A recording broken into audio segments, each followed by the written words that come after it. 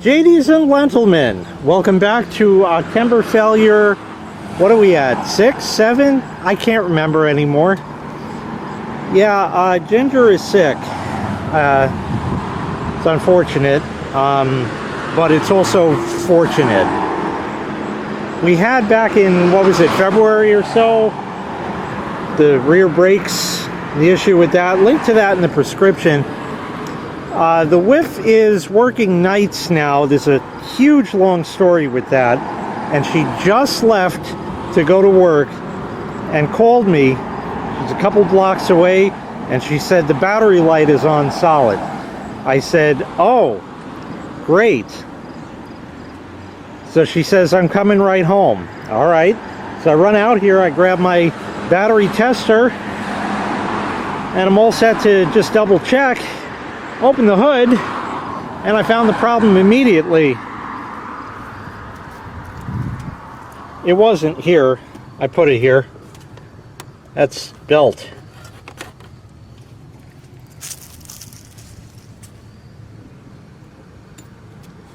Spins free. I'm sure the AC spins free also. Oh yeah. It's all free. The belt just died. I gotta say, I think I knew it was coming. This car has always sort of had a little bit of a squeak when you turn the AC on. Squeaky belt.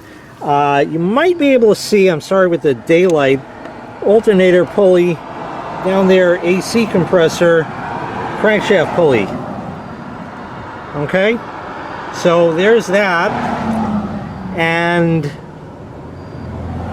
that's all that died, just the AC and the alternator.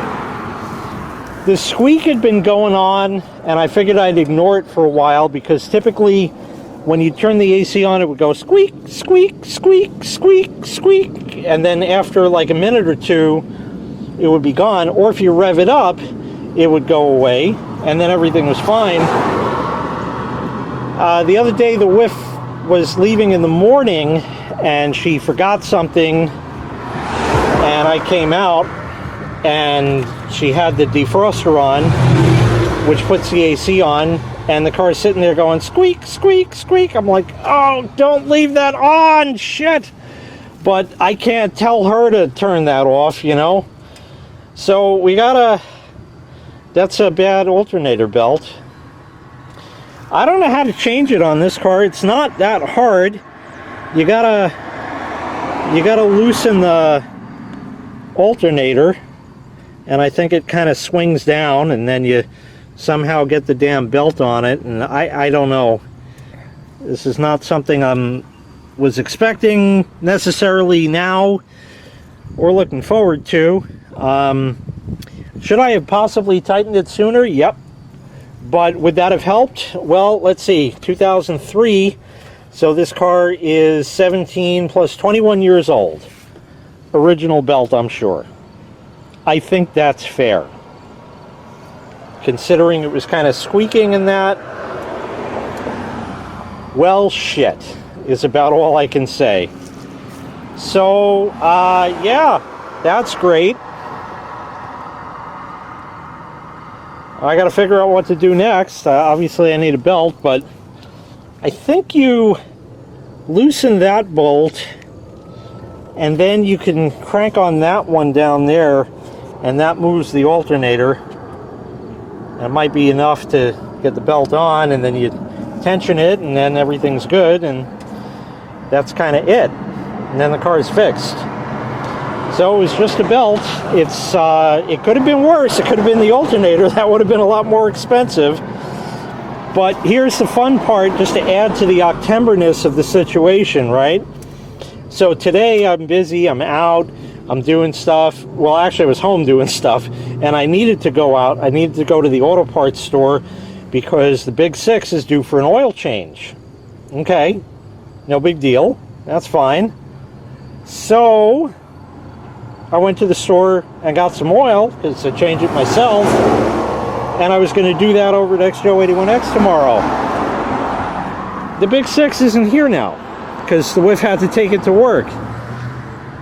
She'll be home in the morning. I could theoretically do it then. I don't know, but this is kind of more important to fix.